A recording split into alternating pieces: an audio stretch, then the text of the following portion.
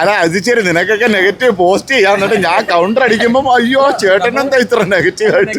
രവിയണ്ണൻ already അത് പറഞ്ഞെന്നും പറഞ്ഞ എയറിലാണ്.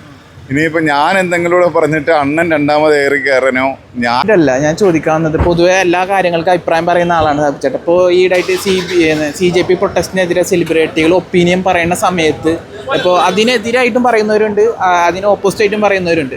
പക്ഷെ കാരണം ഈ അഭിപ്രായം സെലിബ്രിറ്റികൾ അഭിപ്രായം പറയാതിരിക്കുന്ന സമയത്ത് അവർക്കെതിരെ സൈബർ ബുള്ളിങ് വരുന്നു. അഭിപ്രായം പറഞ്ഞാലും സൈബർ ബുള്ളിങ് വരുന്ന രീതിയിലാണ്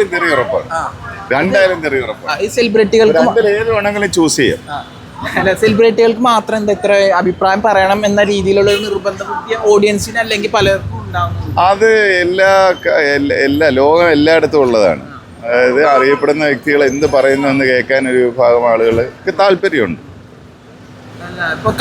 ആഗ്രഹിക്കുന്നു. അവരുടെ ഒരു അഭിപ്രായം എന്തായിരിക്കും. ഇപ്പോൾ വാർത്തകൾ കാണണല്ലേ, ഇപ്പോൾ ടോവിച്ചേട്ടനെ ഭയങ്കരമായിട്ട് വീടിന്റെ അവിടെ വന്നിട്ട് സമരം ചെയ്യുന്നു. ഈ വാർത്തകളൊക്കെ ഇങ്ങനെ ഇതിൽ കാണുമ്പോൾ സാബുചേട്ടൻ എനിക്ക് അങ്ങനെ ഒന്നും തോന്നാറില്ല. അവന് സമരം ചെയ്യാൻ തോന്നിയല്ലേ. കൃഷ്ണപ്രഭയാണ് ഇതിന്റെ മെയിൻ ആൾ. അവർ ഈ സമരങ്ങളിലൊക്കെ പങ്കെടുക്കുന്നത് ഇല്ലല്ലേ. അതൊക്കെ അവരുടെ ഒരു കാഴ്ചപ്പാടിൽ അതൊരു പ്രതിഷേധം അർഹിക്കുന്നതാണെന്ന് തോന്നിയോണ്ട് അവർ പോയി സമരം ചെയ്യും. അങ്ങനെ പറയാൻ ടൊവിനോയ്ക്ക് തോന്നിയോണ്ട് ടൊവിനോ അഭിപ്രായം പറഞ്ഞു. കാരണം ഇത് രണ്ടും ഈ സൊസൈറ്റിയിൽ വേണ്ടതാണല്ലോ. അല്ല, ഇങ്ങനെ അഭിപ്രായം പറയുന്ന സമയത്ത് പേഴ്സണൽ ലൈഫിന് അല്ലെങ്കിൽ പ്രൊഫഷണൽ ലൈഫിന് നടന്മാർക്ക് സെലിബ്രിറ്റികൾക്ക് ബാധിക്കുന്ന കാരണമാണ്. ചിലവരും ഉണ്ടാതിരിക്കുന്നു, ചിലവർ പറയുന്നു. പല മാറ്റേഴ്സും അതിനകത്തുണ്ട്, പല കാരണങ്ങളുണ്ട്. ചിലരൊക്കെ ഇതിൽ ഇങ്ങനത്തെ കാര്യങ്ങൾ നോക്കാത്തവരായിരിക്കും. ചിലർ ഇത് നോക്കി അഭിപ്രായം പറയാൻ ധൈര്യമുള്ളവരായിരിക്കും. ചിലർ ധൈര്യം ഉണ്ടായിട്ടും എന്തിന് വെറുതെ തെറികൾ കേൾക്കണം എന്ന് പറഞ്ഞുണ്ടായിരിക്കും. ഇപ്പം ഇതിൻ്റെ താഴെ എന്തായാലും എനിക്ക് തെറി വീഴുമല്ലോ. അല്ല, ഇപ്പോൾ സോഷ്യൽ മീഡിയ പുതിയ ഉപയോഗിക്കുന്ന വേടാണ് ഏറി പോവാന്നുള്ളത്. ഇപ്പോഴൊന്നുമല്ല, പുതിയൊന്നുമല്ല. എത്ര വർഷമായി സാധനം. ഞാൻ ചോദ്യം ചോദിക്കാൻ വേണ്ടി വന്നത്, ഇപ്പോൾ സ്ഥിരമായിട്ട് എന്തെങ്കിലും അഭിപ്രായം പറയുമ്പോൾ ഏറി പോകുന്ന വ്യക്തിയാണ് മേജർ രവി സാർ. ഇപ്പോൾ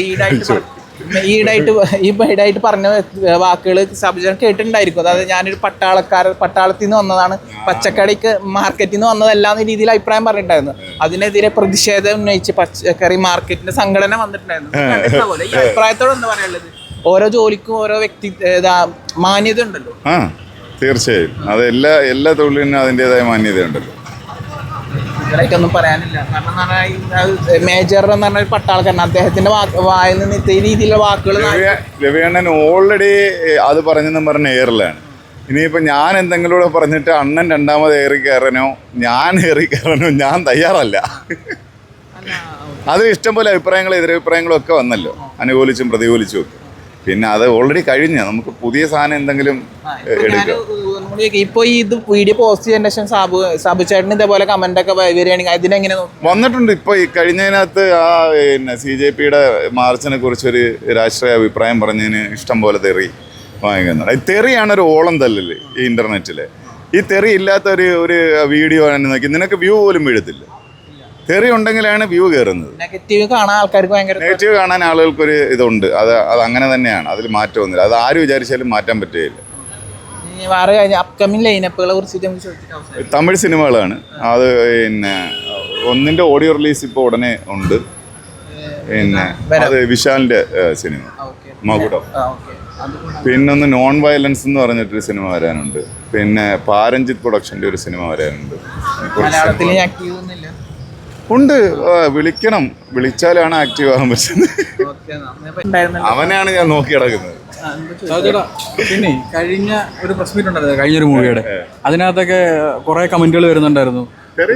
തെറിയുണ്ട്. അല്ല, ഇവനെന്തോ പറ്റി, അങ്ങ് ക്ഷീണിച്ചു പോയല്ലോ, ഇവനെന്തോ വൈകി എന്തെങ്കിലും. നിങ്ങളെല്ലാരും കൂടെ അതിൽ മറ്റേ മരണ വീട്ടിലെ മ്യൂസിക് ഒക്കെ ഇട്ടിട്ട് അതിനെ പറ്റിട്ടൊക്കെ പറയാനുള്ളത്. ഉടനെ മരിക്കും. ഒരു 60 ദിവസം, അത്ര ദിവസം ഒക്കെ അല്ലേ. അല്ല അജിച്ചേരി നിനക്കൊക്കെ നെഗറ്റീവ് പോസ്റ്റ് ചെയ്യാൻ എന്നിട്ട് ഞാൻ കൗണ്ടർ അടിക്കുമ്പോൾ അയ്യോ ചേട്ടൻ എന്താ ഇത്ര നെഗറ്റീവ് ആയിട്ട്. അല്ല, അതിനുശേഷം ഞാൻ പ്രസ് മീറ്റ് വന്നപ്പോൾ അങ്ങനെ മരിക്കുന്നതായിട്ട് പിന്നെ ആരും ഇട്ടില്ല. ഇപ്പൊ ഇനി ഈ വീഡിയോ ഇത്രയും ക്ലോസപ്പ് വെച്ച് പിടിച്ചു കഴിഞ്ഞാൽ മരിക്കുന്നതായിട്ട് തോന്നുന്നു. അതാ ഞാൻ ഒരു 65 ദിവസം പറഞ്ഞത്. കുറച്ചുകൂടെ വൈഡാണെങ്കിൽ കുറച്ച് കയറ്റി പറയായിരുന്നു ഡേസ്. ഞാൻ വേറെ കാര്യം ചോദിച്ചേട്ടാ, അതായത് ഇന്നലെ സോഷ്യൽ മീഡിയയിൽ ഓളുണ്ടാക്കിയത് അയാം ഗെയിമിന്റെ ട്രെയിലർ ആയിരുന്നു. സാബു ചേട്ടൻ അയാം ഗെയിമിന്റെ ട്രെയിലർ കണ്ടില്ല. ഞാൻ വാർത്ത പ്ലേ ചെയ്തപ്പോൾ അതിന്റെ താഴെ വന്ന് നിപ്പുണ്ടായിരുന്നു. പക്ഷെ വാർത്തയുടെ ഇടയിൽ അത് കണ്ടില്ല. കാണണം. ഓക്കെ.